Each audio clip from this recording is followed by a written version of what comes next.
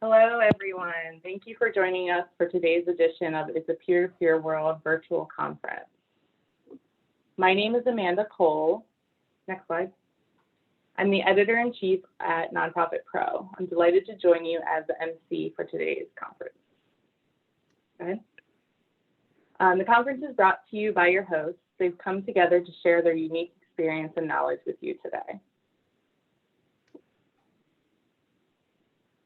We have expanded the conference this year and are including additional great sessions brought to you by our sponsors. This is the first year we are expanding the conference and making it 5 days. When you registered for the main conference, you should have received login information for each of the 10 a.m. kickoff calls. And then from there, you can choose your own adventure by deciding what other sessions you wish to attend. Please note that if you did not register for one of the sessions available today and would like to attend, please visit peertopeerworld.com and register for that session. After you register, you will receive a unique link to attend the session. If you don't have a session on your calendar, you don't receive an email an hour prior to the next session start time, then you will want to make sure you are registered for that session or activity. Peer-to-Peer World's first Friday is filled with a lot of great sessions, including the strategy themed kickoff for the peer-to-peer email communications workshop with Susan G. Komen and Cathexis Partners at 11:30. This afternoon, check out peer-to-peer trends and predictions at 1 p.m., the power of peer-to-peer golf fundraising at 2 p.m., and how to launch live stream fundraising at 2:30. Finally, take a look at how nonprofit Answer the Call's 9/11 20th anniversary challenge with New York Jet Nick Mangold is aligning cause, technology, and passion at 4 p.m. And as an attendee, don't forget to log on to peertopeerworld.com/voices to introduce yourself and provide your thoughts. A few housekeeping notes. We are recording this session, so it will be available to review afterward. Please be sure to post your questions in the Q&A area so we can address those during the session. We may answer some in the chat, so look out for that as well. And finally, please complete the survey at the end of the session for your chance to win some swag from our friends at Halo. The title of this session is 2022 and Beyond, Future-Proofing Your Peer-to-Peer Program. Here with me is Maureen Wallbeoff, Nonprofit Digital Strategist and Technology Coach, who's going to provide some practical advice on how to design a framework for your peer-to-peer program to help you evaluate your existing program, set new goals, and simplify the entire process. Again, during the session, feel free to submit any questions you may have through the questions tab in your Zoom control panel. Maureen will answer questions toward the end of the session. Again, this session will be recorded and made available online after today's conference. And with that, I'll turn it over to you, Maureen. Thanks, Amanda. This is a very exciting way to end the week, right? It's Friday. It was a short week. I see a bunch of people are on, and so we are going to dive right in. So glad that you're all here with me today. My name, as Amanda said, is Maureen, and I have been working alongside and inside nonprofit organizations for more than 17 years. So I remember when the tech showed up, I remember when we first could use peer-to-peer fundraising systems. I live in beautiful Cape Cod in Massachusetts, and my whole bag, my passion for my career is helping nonprofit teams make really good and smart decisions about things like their peer-to-peer programs, their digital strategy, the systems that they use to engage their supporters and raise money. I'm an accidental techie. I'm not formally trained like most of us. And so all of my advice today is going to be really practical and kind of low tech, which hopefully will be a relief for most of us who are up to here and all the stuff that we use every day. So here's my first question for all of you this morning. Are you tired, like I am, of guessing how to improve your peer-to-peer programs? How should I do that? I've got lots of models, lots of other organizations, lots of thought leadership and guides and checklists and Facebook ads and all kinds of stuff that we're exposed to in our daily work that makes us feel like maybe we're not doing such a hot job. So we do a lot of guessing. We do a little bit of tweaking here, or maybe we don't change anything at all because our boss, our leaders inside our organization have a motto over their desk that says, if it's not broken, don't fix it. And that can be a little frustrating for us as nonprofit staffers, especially when you think about the past 2 years, turning the corner into year 3 on the global pandemic. It's exhausting. And frankly, nonprofit teams are more overwhelmed than we have ever been. Maybe we're working remotely. Maybe we're working in the office and nobody else can be there when we're there. Maybe a couple days we're in and a couple days we're out, and we're not really sure where our teammates are. Are they going to show up for meetings? Is their internet stable? All that other kind of stuff. But when we focus into peer-to-peer programs, the DIYs, the physical events, the virtual events, the challenges, the giving days, all of those things, we're tapped out. We have no more imagination left. All these options for our peer-to-peer programs, dealing with sponsorships when I don't have a booth that someone can walk up to and talk to a sponsor. Integrating with social media. Which coaching messages will work? What's the right timing for those? Recruiting people, getting people to come back, but finding net new participants. Which performance metrics should we be paying attention to? Should we try for an in-person event? Should we make it a hybrid event? Should we stick with just virtual? Are the systems that we have in place now to manage our programs and our communication, are they flexible? Does the stuff that we've used historically still hold up in this tricky, I got to write it in pencil sort of environment? Staff training, turnover has always been a thing for nonprofit teams, but right now, so many organizations have lots of openings and no really great candidates to bring in. And that causes a lot of pain as well. And then good old data integration. Got a product over here, not talking to the product over there. We're tired. And it's very hard to make good proactive decisions, strategic decisions about what to do when we are, on fumes, which I think everybody is in one way or another. We always were. These past 2 years have made it really hard. So wouldn't it be amazing this fall, this winter, whenever the sweet spot of quiet planning time happens to be for your organization, it would be great if there was a way to figure out, like dispassionately, but strategically and intentionally, what changes you actually need to make to your programs instead of going, I guess we should try that, or organization X up the street is doing that. That probably will work for us. Not a good way to go. And, let's face it, most of the time, nonprofit organizations, so dear to my heart, are pretty reactive, generally speaking. We don't always get ahead of it. And a year, you're always doing a little scramble, getting your event up and running, always a little bit of a scramble.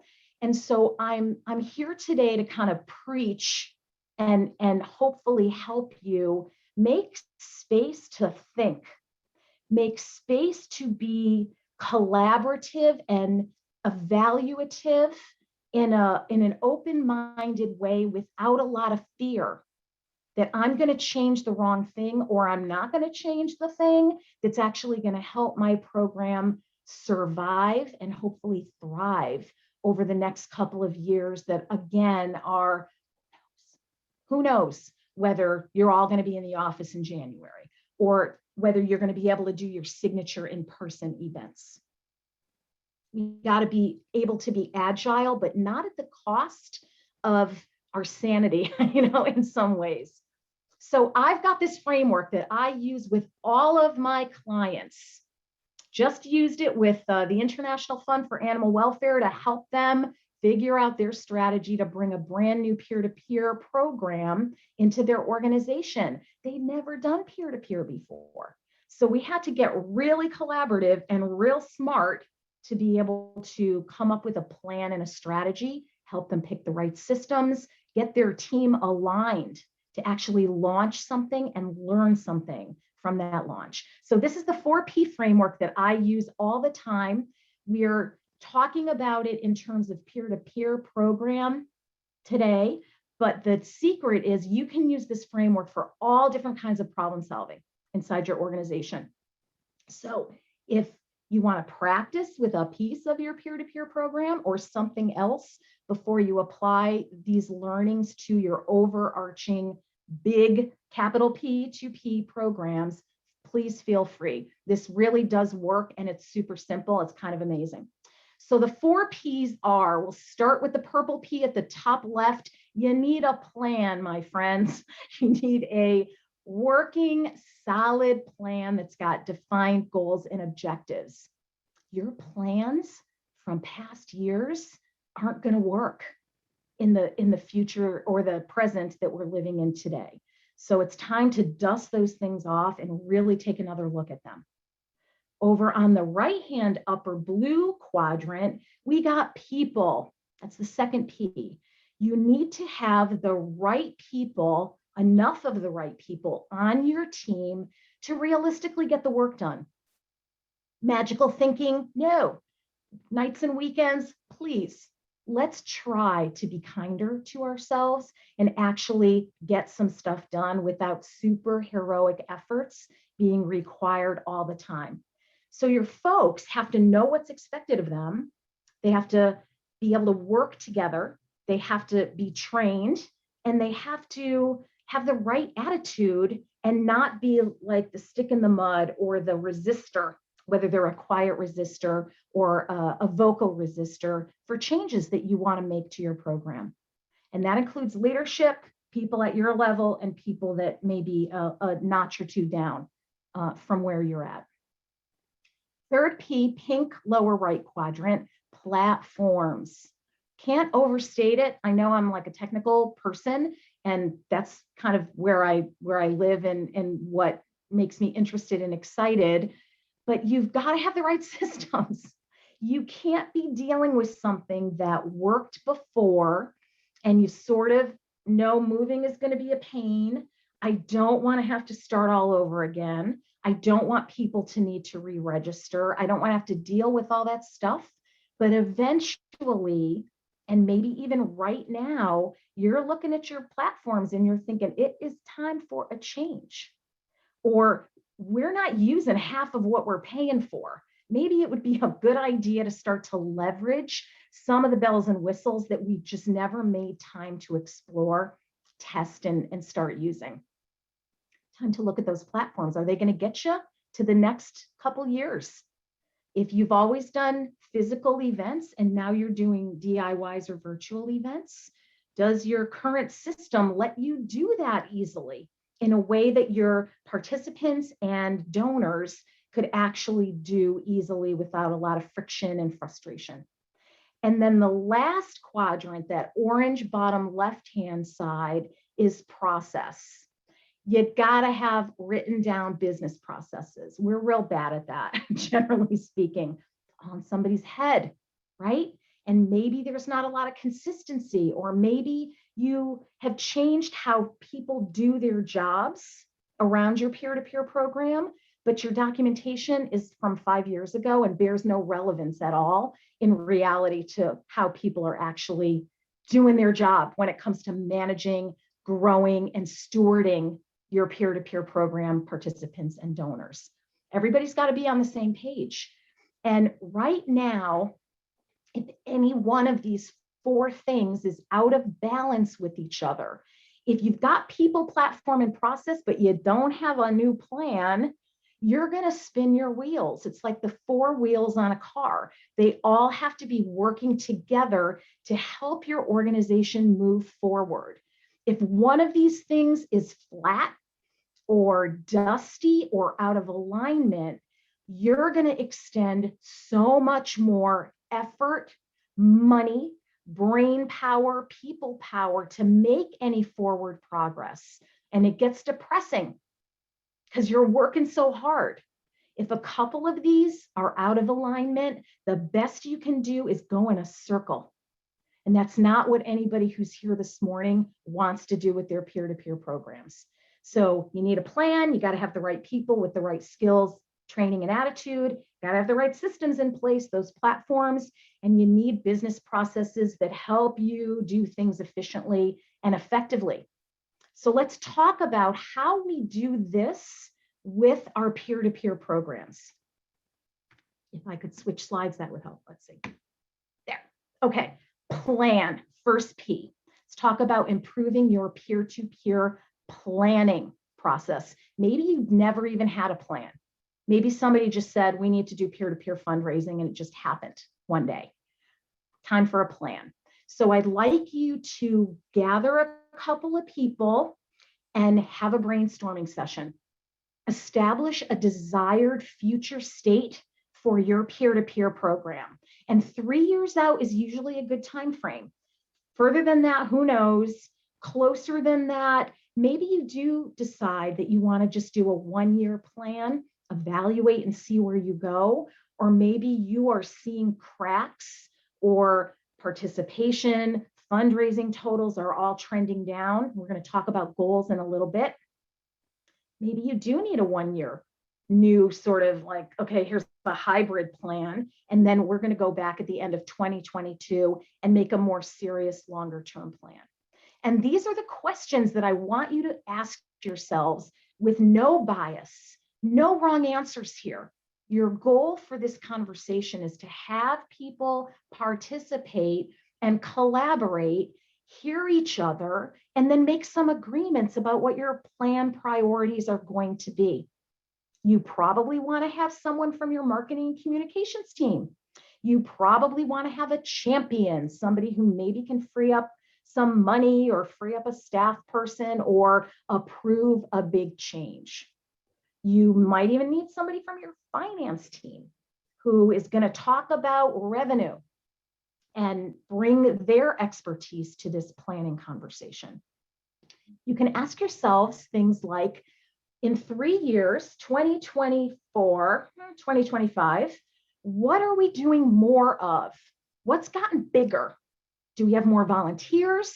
Do we have more family registrations? Do we have more returning participants? Get clear, document it, write it down. What are you doing less of? Could be things like, I'm doing less recruitment, doing less advertising. Maybe that's not realistic. I just made that up.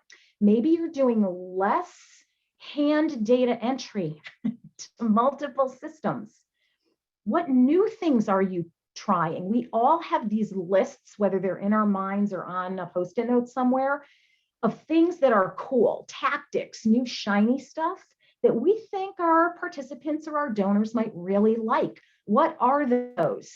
Are there a couple of them that you want to try and you want to start using over the next 3 years? Don't just write it down on a sticky and think the magic moment to try this thing you'll wake up one morning and you'll know today's the day. It doesn't work that way. Got to be pretty prescriptive and planful. What data are you paying attention to? Are you paying attention to average dollars raised by participant? Probably. Are you paying attention to how close to the actual event date somebody registers? Are you paying attention to how many new peer-to-peer donors actually convert and become true supporters of your organization? Because we're starting to see a trend that says you can actually convert some of those people right now. Wasn't always the case. How are you engaging your participants and donors? What kinds of stuff are you sending them? Do you need to upside down your whole participant toolkit and reimagine that? You want to throw some video in there maybe. Are you doing things like running Facebook fundraising campaigns? Or is that even a piece of your peer-to-peer fundraising? For many of us, we have a lot of invested time in our peer-to-peer stuff, our signature event, our DIY, our end of year peer-to-peer fundraising campaign. But Facebook is one of those funky beasts where we don't get enough data and we get a little resentful about that. So is it just an offshoot, a passive revenue source, or is it truly a piece of what you are offering? And then how are your programs being promoted? So you're going to meet and you're going to think about these things and you're going to make some decisions. What's a high priority? What's a real opportunity for your organization? And you're going to do it collaboratively. You're going to let everybody kind of get inspired by each other's ideas and perspective. And you're going to nail it down and you're going to winnow it down to just a couple of things. You can do anything right now in our world, just about, when it comes to fundraising and engaging our supporters, but you can't do everything. So if you've got 6 new things on your plan and you haven't dropped at least 3 or made them automated that in a way that you don't need to deal with them, you are going to bite off more than you can chew and you're going to feel depressed and unsatisfied. So be very realistic about what you actually can pull off and come to agreement early before anybody goes off and actually investigates how to make some of these things happen. So that's plan. Second P was people. Oh, our people. They're our biggest asset, our biggest budgetary line item. And sometimes you got the right person, but the wrong skills. Sometimes they were the right person, but the programmatic expectations around them changed, not the right person anymore.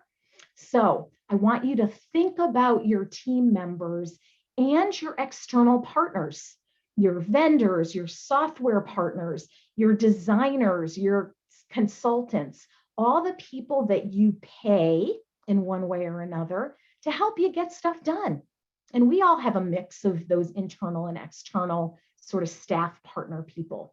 And I want you to think about their skills and expertise when it comes to being a resource for growing, scaling, stabilizing, experiencing success with your peer-to-peer program.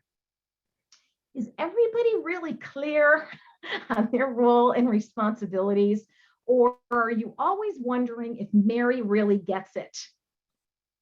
Have people received adequate training? We are not always great at this, you guys. We bring somebody new in. They could be younger, right? They're like a late millennial, youngish millennial, or they're a Gen Z person. And we plop them in front of a computer and we give them a login and some thoughts and prayers. And that is not the way to do it. If you see folks struggling at their peer-to-peer responsibilities, do they need training? What's going on, especially if folks have been around for a little while?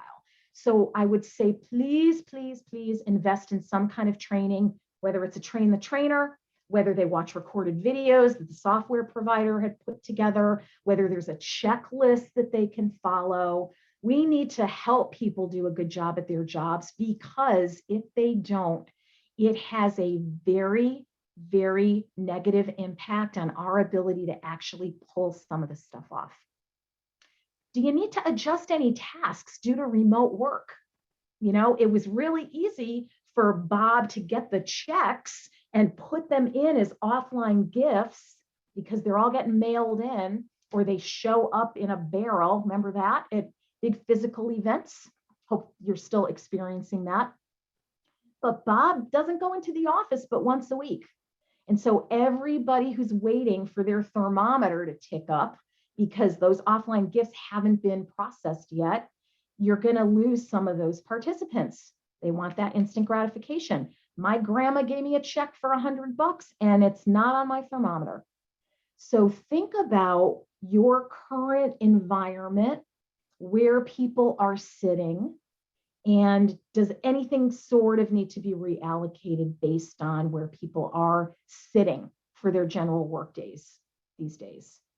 Do you have learning opportunities for your staff? You know, there's a ton of free and very, very reasonably priced training out there for people to learn how to do a better job at personalizing and customizing email messages, spinning up nice looking donation forms, social media posts, conquering the Instagram reel. There are very, very, very, like under $100, inexpensive things that you can take advantage of that will make your peer-to-peer program come off better. And who doesn't want that? Can you improve collaboration across departments? Yes. I don't need any of you to answer that, but all of us have been in those situations inside nonprofit teams where these two do not get along. And this one is my boss, that one is not my boss. Boss is telling me to do one thing, non-boss is telling me to do something else. This is the perfect time to just go there and figure out how can we work together. Again, everybody's got to be rowing the boat in the same direction to the same goals. And if you're feeling like you got a real future-oriented, innovative person over here, and then there's somebody who's squishing that down for no real reason other than the fact that maybe they're a little change avoidant or risk avoidant, this is the perfect time to deal with it. You can't afford to bring that stuff into 2022 and beyond. How healthy are those vendor relationships? Not thrilled with the designs you've been getting? Might be time to look around. Not quite so sure that your, your volunteer coordinator, maybe that's an outsourced third party, and they're just not cutting it. Now is the time, because again, we cannot afford any drags on the line, unfortunately. And then do you just need more people to get the work done? Is now the time to think about your next fiscal year budget, carve out some money, come up with a draft job description that's actually going to make things run better and you can scale and grow in the direction you want to grow in? Lots of things to think about around people. We bring a lot to the table, and we can also be a huge drag on the line. Third P is platforms. Think about your current peer-to-peer software and your database, CRM. No system is perfect out there, and most of the products that we use these days can do most of the stuff that we need them to do, but some are a better fit than others for you. Now, moving is a drag, can be expensive, it can be time consuming, but if you have outgrown something, or it's cracking, or it's not supported anymore, or it doesn't integrate, or it doesn't let people give on Facebook and have the money come on to a participant's page, this is the time to think about those things, especially if you're seeing less money come in, less donors, fewer participants. While things are trending down, if that is your reality, this is the perfect time to make a switch, because you got fewer people that you have to worry about dealing with moving their accounts into a new system. So do you have the functionality you need? What's a must-have right now for you? What's a nice to have? What's aspirational? Do a really, really good inventory of the stuff that you have. Give those things grades. Our email tool is an A. Fundraising tool is a C. CRM is an F. This will help you sort of figure out where to extend your time, your money, your brain power. Got a lot of clunky workarounds in place? Probably. That's the case for most of us. What can you improve? If your peer-to-peer platform is not connected to your CRM, full stop. That's a no. We can get along so long with manual, like I got to pull data out, I got to push it in over here, got to double check to make sure it's right. Any place that you can create a natural integration, even if it's one way, is a huge win for you and your team and your supporters as well. I was afraid to put this next question on. Do you trust your data? That's a whole other session. Mark and Amanda, we should think about that for next year. Do you trust your data? Maybe. Maybe you trust pieces of it. Maybe you don't trust other pieces of it. Tackle that. Deal with it. Because if you're going to be measuring your performance, which we all do in one way or another, and there is that undercurrent of, I don't know, are we trending up? Are we trending down? Are we flatlining? Those questions must be answered with data that people have faith in. Even if it's pulled together from a bunch of different sources, everybody's got to go, yeah, I believe it.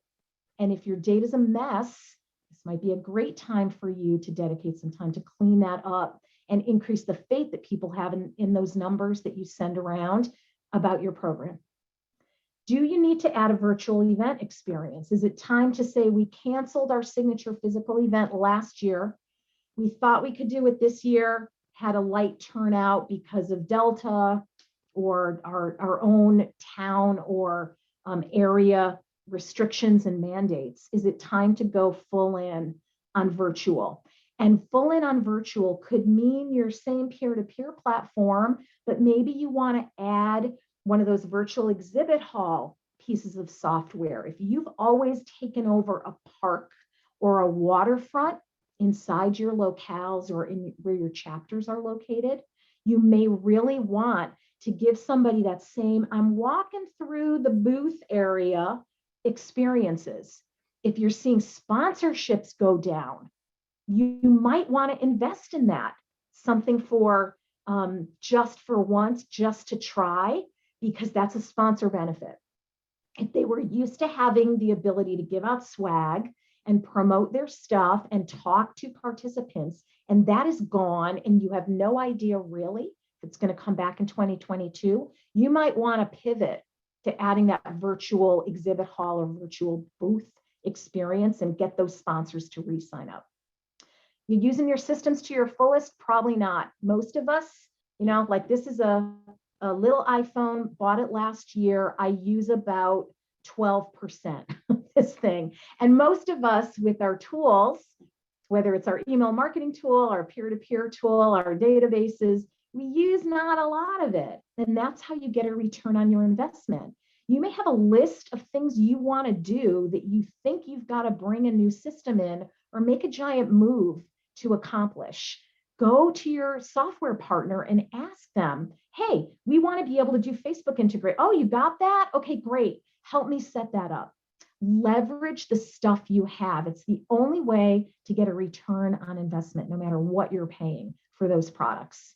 And then finally, can you add any automation to improve efficiency? Lots of our systems do those things. Somebody's a new peer-to-peer donor, put them in a welcome series, bring them into your community, tee them up for another ask. Same thing with participants, right? Automated reports, automated messages, automated chat bots on Facebook. There's a lot of things that we do manually or we don't do at all because we just don't have the capacity that your tools could do. Let the tech do what it's good at. And the final P, the fourth P, is processes. Think about your back office program management. Those standard operations need to make sense to an outsider. And often, because our processes are, let's just say, a little unique, we don't write them down because they're wacky. And we decide we're going to fix the process and then write them down. You will never, ever have the time to do that, like full stop. So just document what happens now. How does Bob do batch gift entry for offline gifts? How does Mary tee up a coaching series? And write it down. Record a little screen share video of them doing their tasks. You don't have to toss a lot of time at this, but it's got to happen. You need to have a baseline in reality. Does everybody do things the same way? Or does sponsorship get added like this by Mary? Bob does it a completely different way. What happens if that sponsor who's worked with Mary for 2 years starts working with Bob next year and has a completely different, maybe not so great experience? That has a financial impact to your peer-to-peer programs. That's how it goes. Are there gaps in redundancy in your operation? We have 3 email tools. And we use this email tool for that part of our peer-to-peer program, this email tool for another part of our peer-to-peer program, and neither of them talks with our CRM. So I see this all the time. It's a very common scenario to have multiple tools that do a thing and then gaps, right? Oh, we can't do X. If you got rid of 2 of your 3 email tools, you might have the money and brain power to actually bring on something new. Does your team do a lot of manual entry? How well is fundraising, whether it's part of your development department or it's a special team who deals with your peer-to-peer stuff? Lots of collaboration, everybody working well together. And can you easily track sponsorship payments? I see this all the time too. I don't know, did we send that bill? Did it come in? I'm not sure. Got to seem like we've got our acts together. So those are the 4 Ps. They apply to everything that we do, but they specifically can be helpful to evaluate, like, what are we going to do in 2022? What are we going to change? What aren't we going to change? So if this is resonating for you, and I hope that it is, you're going to ask yourselves, how can we figure out what those 4 P issues really are? I'm buying it, makes sense to me, I want to try it. What's an action step? How can I operationalize this, Maureen? Where do we start? First thing, I love this meeting. It's a no filter pain point activity. And no filter means no filter. It means even if somebody has raised a problem 20,000 times and you have tuned it out years ago, they are allowed to bring it back up and you need to listen to them. Pain point, pretty accurate way to describe the things that are getting in the way. My issues, my opportunities, it's really hard to, we can't do, we don't do this anymore, why did we stop? All that kind of stuff. And this meeting, if you run it well, will not devolve into a venting session. That's not the point of this. A lot of axe grinding. This is cathartic. People carry this stuff around. I know that each and every one of you has a list in your head, in a secret notebook, in a Google Doc, where you're like, oh, these are the things that just are making it so hard for us to be successful. So you're going to assemble the right group of people. Try not to make it more than 10. 8 is a really good sweet spot. 1 is too few. So 3 is good for a minimum. 8 is a great number. You could go up to 10 if necessary, but otherwise it just takes too long to get everybody to unpack their stuff. So you might want to do this multiple times in multiple teams. Assemble the right group of people, prep them ahead of time. Hey, we're going to talk about our problems today. I want you to think about your daily tasks and identify the issues and opportunities that you think we need to talk about and finally figure out how to deal with. You're going to lock them in a Zoom room for 20 minutes. It used to say lock them in a room for 90 minutes and bring snacks, but now it's Zoom or whatever you're using for video meetings. And you're going to participate in a no filter pain point list creation. There are some great free tools for shared documentation out there. Zoom's got a whiteboard, Stormboard is great, Mural is great, Miro, and good old Google Docs. So someone needs to be the scribe and just jot stuff down, and people can share their problems. I think we should try. We've never been able to. We've got to deal with. This thing needs to be fixed. All of that stuff, we can't do X for our participants. Our donors have given us feedback about why.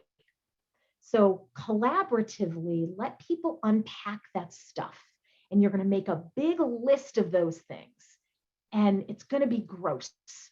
It's going to be gross because there it is in black and white, all those undiscussables, all those, yeah, I know, or problems we've tried to solve that we actually made worse. You probably weren't solving the right problem. It's probably what happened. So you're going to come up with this gross list, and then you're going to categorize it. What's a plan problem? What's a people problem? What's a platform problem? And what's a process problem? That's going to let you lay all these things out and get clear on what you need to fix. Everybody has a list like this. This is a modest list. Some of them run on multiple slides, but here are some examples. And these come from like real life client examples. So some plan problem examples could be, I was just told that we need to raise $50,000 more this year, but I have no idea how we're going to do that.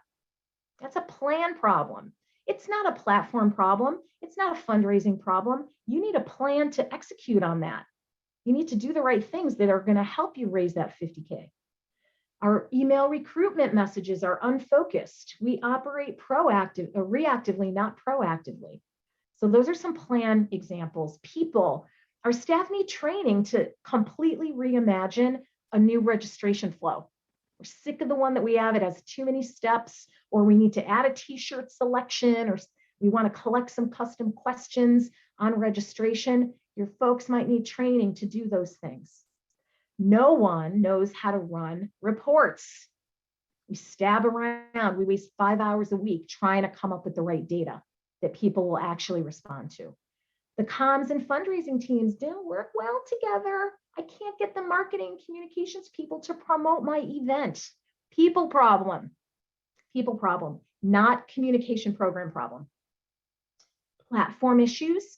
If you are an organization that is either experiencing international peer-to-peer fundraising, or you're going over the border into Canada, or you have aspirations to do this, you need to be able to do things like take international currency, or maybe change the language on your donation form to French, so someone who is in Quebecois can fill that out. Email tool and database unconnected. That's a problem. We use 4 different systems to manage our peer-to-peer programs. This is happening right now. People have DIY over here, crowdfunding over there, signature events someplace else. Can you put it together? Is there a way to eliminate some of that complexity? And then for the process problems, a couple of examples here. I've got to move the little face screen. Nothing is written down. It's all in somebody's head. And when that person leaves, it's gone. They take it with them. Turnover happens. Everybody sets up coaching messages differently, and sponsor data needs to be entered in 3 places, and that's a human person. And sometimes they only put it in 2. So good examples of what you might find on your list. And then you're going to regroup and you're going to pick the things. Those questions that you asked yourselves in each of these stages. Plan. I want to grow. I want to stay the same. I want to decrease this. I want to get more of that.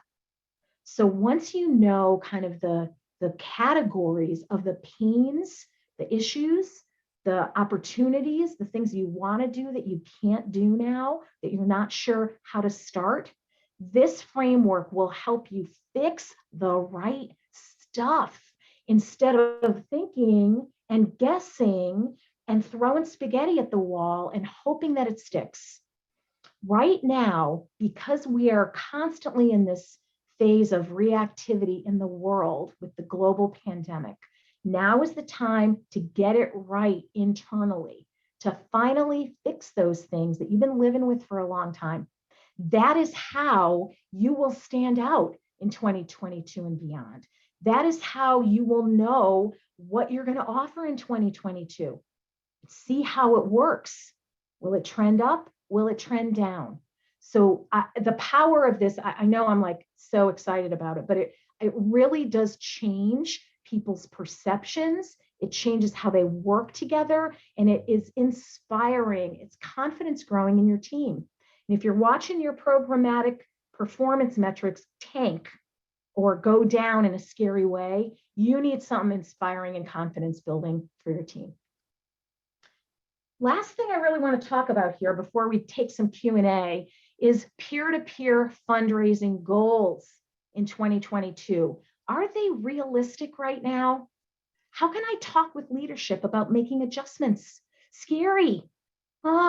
We've always raised $75,000 for this event.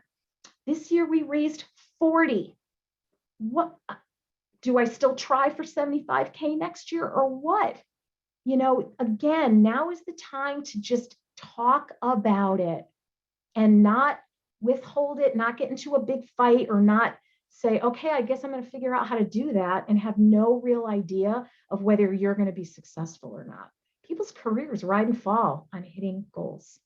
So I want you to start with industry benchmarks. These are ones that I literally just grabbed. I've got the references in the slide so you can go and read all of these things. Let's take a look at what's happening. It's not pretty. Only 14 0.7% of 2019 peer-to-peer fundraisers came back and did the same thing in 2020. Maybe that's what you're seeing too. Decreased by 10% over 2018 to 2019 returning participants. Everybody's seeing that go down. Average amount raised per DIY peer-to-peer event, writ large across the whole country, 16K.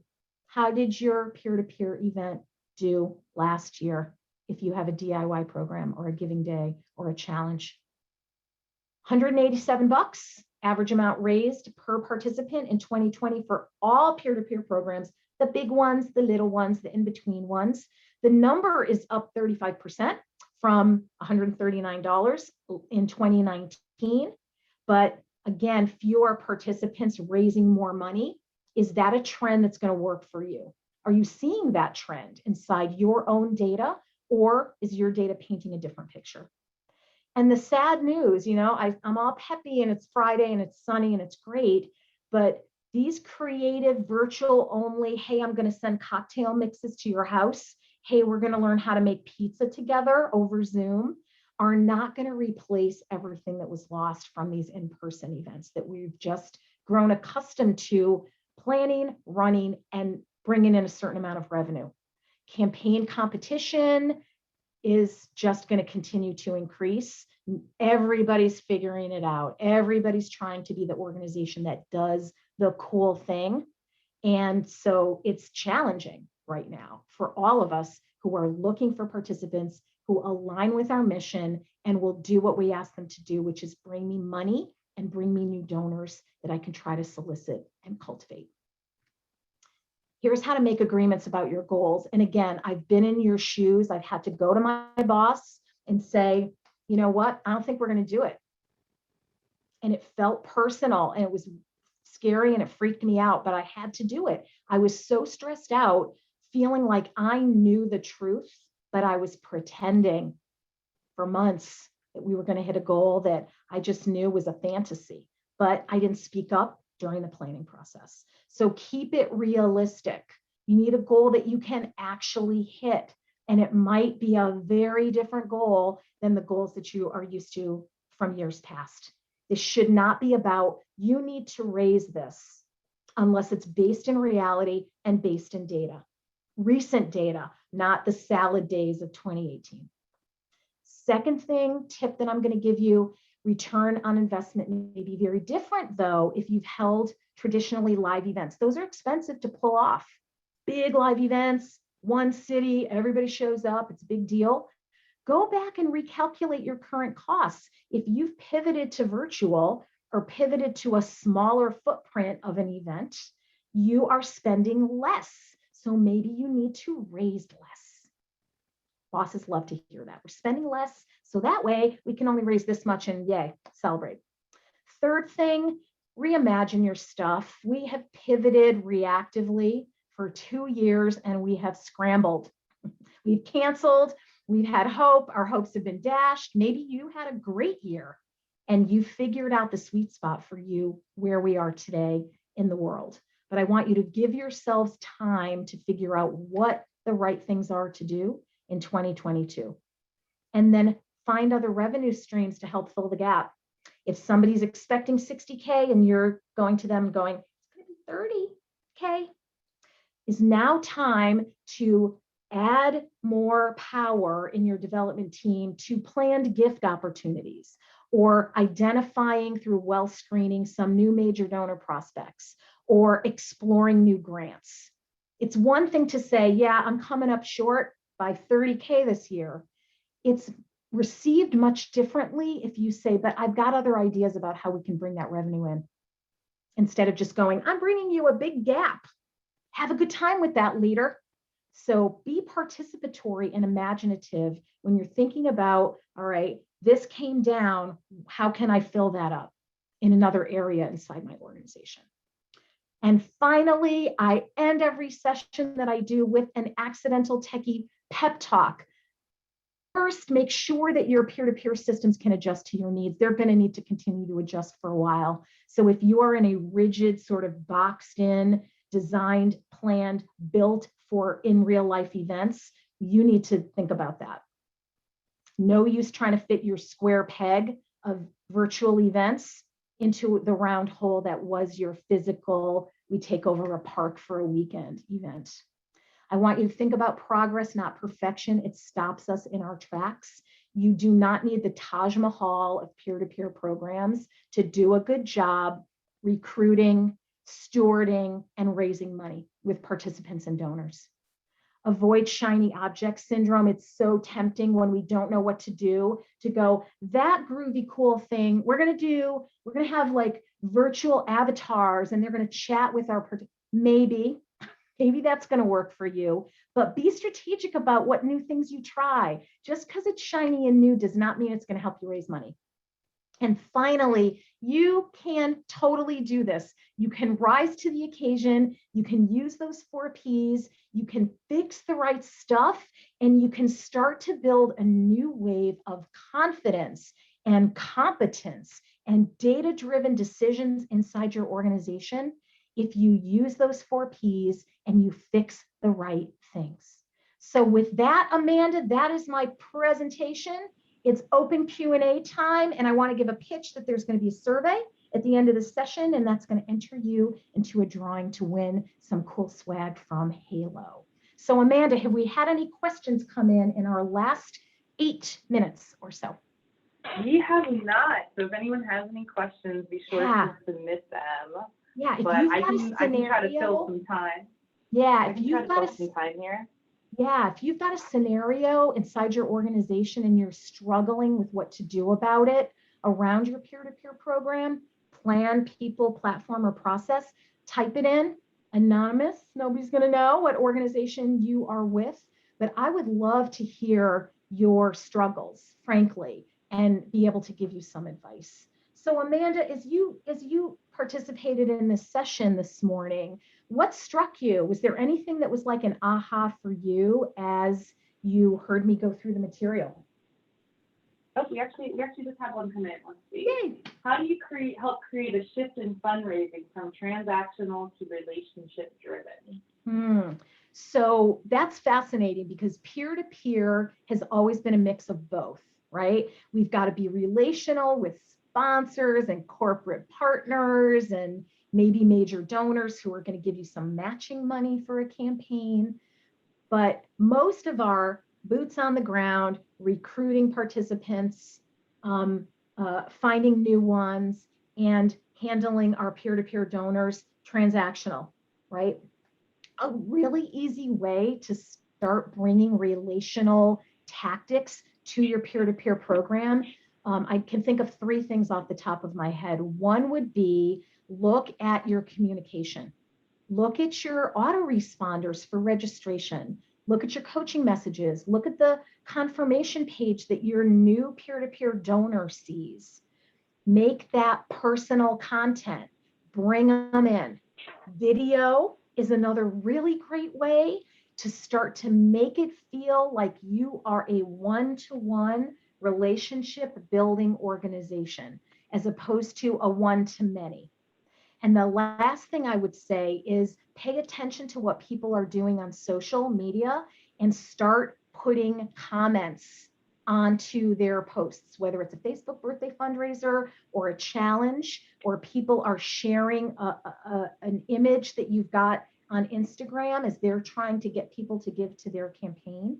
You want to recognize those things and appreciate them and let people know you're paying attention. That's a great way to start. Okay, yeah, someone did just mention that they're overwhelmed with their team of 1.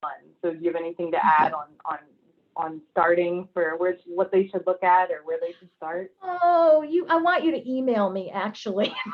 we can have a free consult. I'm deadly serious that a team of 1, of course you're overwhelmed. You are a finite being with finite amount of hours in the day. I'm sure you're working at least 6 days a week. And I'm sure you are feeling super stressed and super burned out.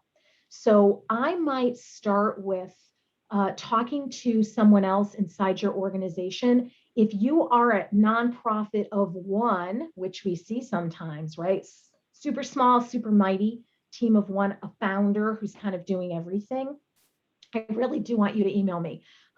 And if you have a small team, you guys need to set your priorities, and you just need to start talking about what is possible, what is impossible, what's a stretch, what's reasonable, and figure out, can you bring a volunteer in?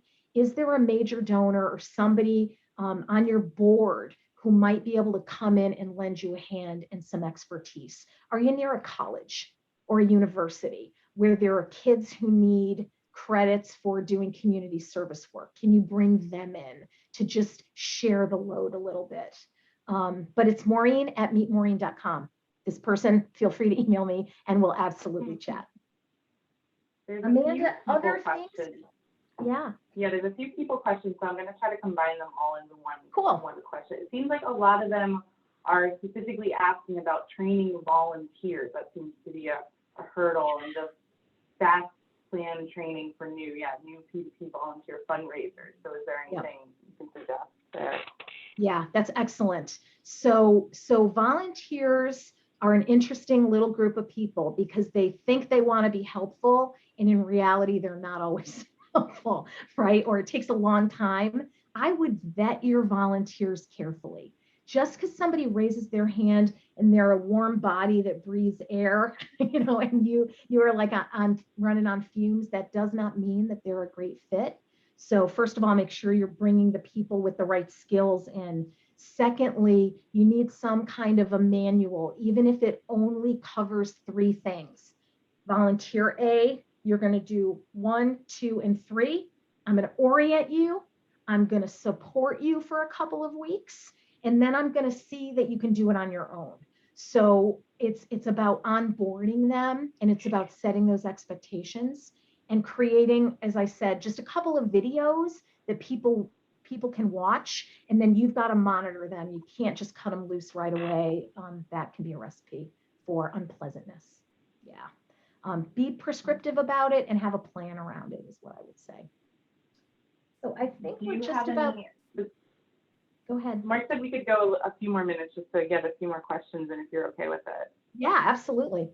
So do you have any P2P virtual challenges or activities you've seen or heard of that resulted in fundraising success that you could share? Yeah, I mean, there are lots of different models out there for DIY peer-to-peer fundraising. If you have not done that before, if you've historically either never done peer-to-peer or you've only had physical, like big signature events type of peer-to-peer programs, DIY is something that you can do in one of 2 models. One is it is passive, and you've got a program that's up and running. I know Mark at Cathexis Partners has done a lot of these for nonprofits where they just set up a peer-to-peer DIY site where people can pick like a birthday cake or champagne glasses or flowers for different life events and promote the heck out of it. Give people the option to fundraise for different life events and just let it run all the time. And then maybe follow up with some surveys, remind those people a year later that they can come in and do that. The other way is very proactive and prescriptive, and that is identifying everybody in your organization who has given to a certain campaign, or if you've got birthday data about them, geographic data about them, and create a DIY just for those folks. Instead of having a passive birthday, you might want to just create a November birthday page and solicit, find out the birth dates of all the people in your file and send them some emails and ask them to come and fundraise on your tools for their birthday, as opposed to doing a Facebook fundraiser, and they might pick another organization to be the beneficiary. Hope that helps. Okay, let's end on someone asked about advice on how to attract new quality talent. Inside your organization, I'm imagining, right? Because talent could mean a lot of different things. So let's assume it's staff people. It's really hard right now. I'm helping a client of mine actually look for an associate director of marketing and communication, and it's been a slog. We've interviewed a bunch, we've gotten a lot of resumes, and they still haven't hired anybody because it's just not the right fit. So you might want to bite the bullet and work with a recruiter. You might want to use your network. Sometimes staff people can be a great source of new leads. Sometimes groups that you belong to, if you're part of an AFP chapter or a local nonprofit collaborative or collective, circulate your leads that way. And there are some places, like I'm in Massachusetts, there's an organization called Women in Development Boston that actually has a job posting board that you pay, I think it's $50 or $75 for them to circulate your ad in places that you might not actually be able to access. So I would get really creative and patient about it, unfortunately. It will turn. There'll be a million people looking for jobs in probably, I don't know, 18 months or so, but right now the cup is a little empty for nonprofit folks, unfortunately. Well, Maureen, everyone in the chat is saying how amazing you are, but could you give your email one more time just so everyone, there seems to be a few people who want to reach out. Sure thing. You can learn more about me at my website. It's meetmaureen.com. Lots of free resources and videos and worksheets and stuff for you there. And my email address is maureen@meetmaureen.com. And the other thing I'll say is every Friday afternoon, just about at 12:30 Eastern time, I do a Facebook Live where I talk about topics like this, usually with an industry expert. Mark Becker from Cathexis has been on with me a couple times. We'll have to make it 3 this year, Mark. And we talk about topics like this practical wisdom stuff that isn't going to take a lot of money or a miracle for you to actually make improvements. So I'm so glad that this resonated with people, and I'd love to hear from you in the future. Amanda, thanks so much. I'll go to the last perfect. slide. Well, we'll have to end it there. We've reached the end of our time for this session. Thank you so much for joining us. Please note that if you will be attending the next session, the P2P email communications workshop, you will need to log in using that link you received via email when you registered. All right, Amanda and everybody have a great weekend. Mark, thanks for the invite. It's always a pleasure, and I hope you guys all have a great rest of your Friday. And you might see me in some of these upcoming sessions because they all look really, really good. So I encourage you to attend as many as you can live. Thanks, Amanda. See y'all soon. Bye. Bye, folks.